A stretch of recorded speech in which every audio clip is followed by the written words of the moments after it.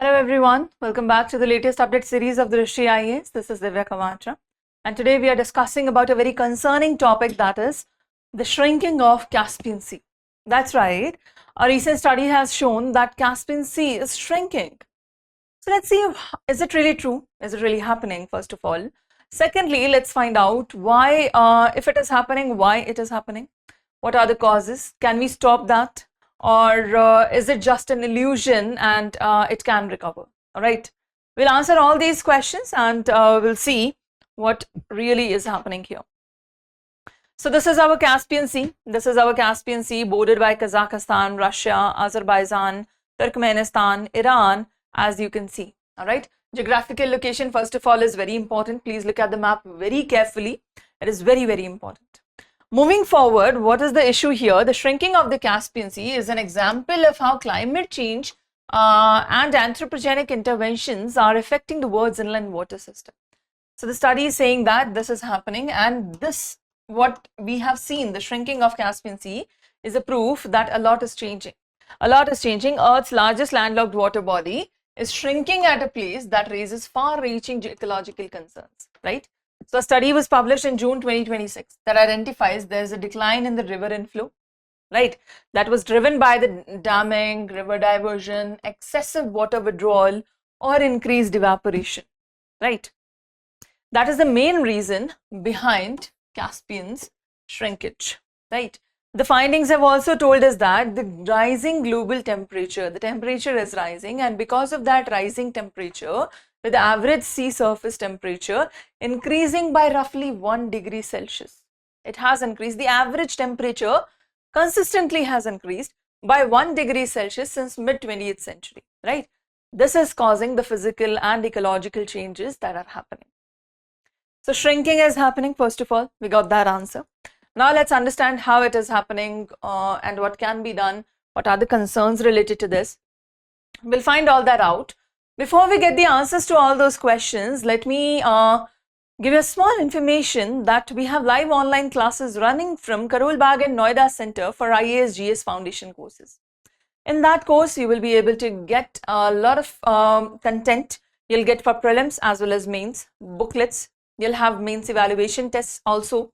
And then you will have current affairs test series, booklets, all these in one single package, that is IAS GS Foundation course. That's right. You can join that from the Drishti Learning app, or you can also go to the Drishti website and you can give us a call if you have any concerns regarding this on 87501-87501.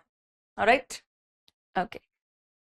So let's understand what and where is the Caspian Sea. First of all, that is a giant lake. Despite the name, it is completely landlocked. It is named as the giant lake, and it is completely landlocked. Please remember that. It is completely landlocked, closed saltwater basin, the largest lake on earth. That's why it is called the largest lake on earth. 5 littoral states are there that we just saw: Russia, Kazakhstan, Turkmenistan, Iran, and Azerbaijan.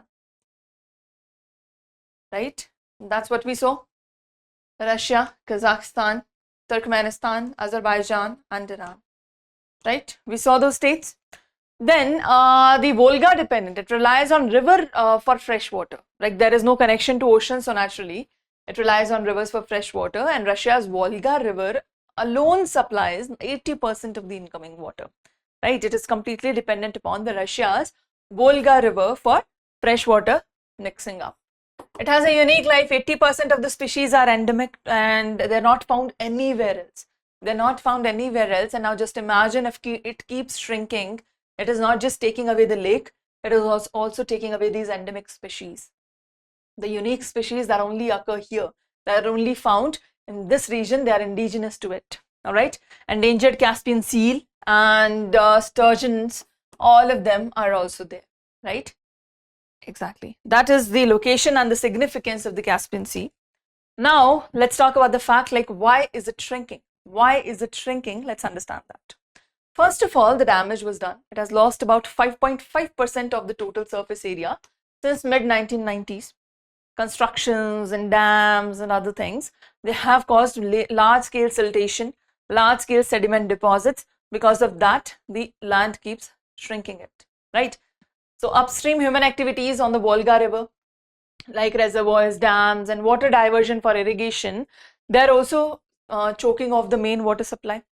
We just saw that 80% of it is coming from Volga River anyway, and if you stop that, naturally it will get affected. Then the boiling away. Because of the climate change and temperature change, the water is actually boiling and evaporating and not replenishing because we don't have enough rainfall.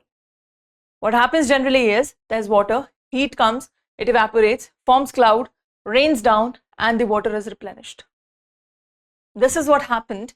But now, since evaporation is more than the precipitation that is happening, there is no replacement, right? The replacement rate is very low. Because of that, the water replenishment is not happening and the water level is dropping, right? Exactly. What are the fallouts here? What are the fallouts here? What are happening? Wildlife is at risk. The sturgeons can't migrate up rivers to spawn properly, right? Seals are losing their shallow water breeding grounds. Warmer nutrient heavy waters are causing toxic algal blooms also, which is not good for the habitat required for these species, right? So these algal blooms are also going to create large scale destruction. Then toxic dust storms are also there. If the sea drops another 5 meters, 20% of it will dry up. It just has to go 5 meters below, and in total it would have been reduced by 20%. Just understand that, right? So this is exposing salty seabed. It will whip up toxic dust, salt storms, and this will threaten the nearby coastal communities also. The trade blockades are there. Shallower waters make shipping incredibly difficult, obviously. If the waters are very shallow, you cannot have large scale shipping. The weight will itself bury it down, right? So this is showing, this is a showdown of massive international trade corridors, including International North-South Transport Corridor, that is INSTC. That is very important for India. That is very important for India. We'll talk about INSTC and the effects that are being caused here. And also China's Belt and Road Initiative also. This is very important for that, right? But because of the low water level, we might not be able to do shipping here. Clear? Exactly. So what is the response, as in like what is being done? If this is, the problem is rising up, the concern is rising up, naturally, the local communities, on the international communities, someone must be doing something, right? Let's find out. So now, Tehran Convention has been there, 2003. This is a legally binding UN-backed treaty signed by all 5 neighboring nations. All 5 neighboring nations to limit pollution and protect biodiversity. So what is the convention? Tehran Convention that has been signed by all 5 parties, right? Russia, Kazakhstan, Turkmenistan, etc. So now the COP29 declaration in 2024, this was a newer agreement, and thus the targeting that the water level decline was targeted directly, and they called for scientific tracking of it. The core challenge, however, here is that the treaties only work if countries actually cooperate to limit their developments or upstream water use. It is not just about the area near the lake, it is about the upstream also, right? Where the rivers begin to flow. In the upstream, if you are restricting the water flow or polluting the water from there, naturally, this is not going to help, right? It is not just about protecting the area near the lake, it is also protecting the source of waters also, everywhere, right? So countries have to have very deep cooperation regarding that, which is obviously missing, otherwise the problem wouldn't have been happening, right? That is obviously missing, and this is very tough to enforce, right? Exactly. So now this is happening, and this is also impacting India's INSTC corridor. India's INSTC corridor, how is that getting impacted? Just let's understand. First of all, shallow ports are there. Russia's Astrakhan port and Volga canal are very shallow. Cargo ships have to run at 75% capacity to avoid grounding. If they raise any level more than this, they will ground down. That is how the shallow the water is. With the weight, the ships might ground down and will get sunk in the water itself, right? So to avoid that, we have to already do this. Port paralysis is there. Iran's southern ports like Amirabad are dying up. They are also stalling dock expansions. Then Suez advantage is also lost because constant dredging and half-empty ships hike up cargo rates, and that is erasing INSTC's 30% coast-saving edge over the Suez Canal. Now, this was built up to have that 30% edge because of the location and the alternate routes. But if it doesn't happen, then there is no purpose of INSTC, right? the entire purpose gets lost.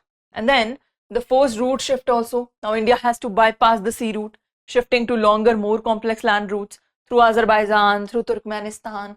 That involves many mediator parties, right? More the mediator parties, more the taxations, more the tolls, and the price hike. And that makes our products, that makes our shipments very, less competitive, very expensive and less competitive. Yeah, exactly. The strategic delay is also there. This weakens India's direct secure transit route to Central Asia and Russia. It will get directly limited, and with this limitation, India will have to do a lot. Clear? Exactly. All right, so this was our topic, and we have a question for you based on this. Before that, a small information that if you want to discuss or if you want to learn about all these latest news updates or the Hindu newspaper or PIB, if you're facing a problem with that and you want to learn that, so apart from these current updates, we also have live session every day at 8:30 a.m. We have live session every day at 8:30 a.m. where we discuss the Hindu newspaper, where we have PIB analysis. We have editorials through mind map. Editorials are done through mind map for clearer understanding and better picturization. Then daily practice questions. At the end of the session, we also solve questions so that you know what kind of questions could have been asked, and that also helps you revise previous day's content, right? These are the features of the session. We are live every day at 8:30 a.m. Monday to Saturday. All right. Yeah, on Drishti IAS English channel. You can follow the channel, you'll get the updates. And if you're facing a problem or you want more updates like this or more discussions on news like this, you can always join this session. All right. Okay, so let's solve this question. We have a practice question for you based on the Caspian Sea. Let's solve the question. And we've understood, right, the shrinking, we've understood the reasons behind this, and we've understood like what steps are being taken and why they are not working. We've also seen that and what impact it would have on India, especially the INSTC corridor. Yeah. All right. Read the question, give us your answer in the comment section. All right. Okay, that's about it. That was our session for the day. Thank you so much for joining in, and we'll see you in the next session. Till then, take care. Thank you. Bye-bye.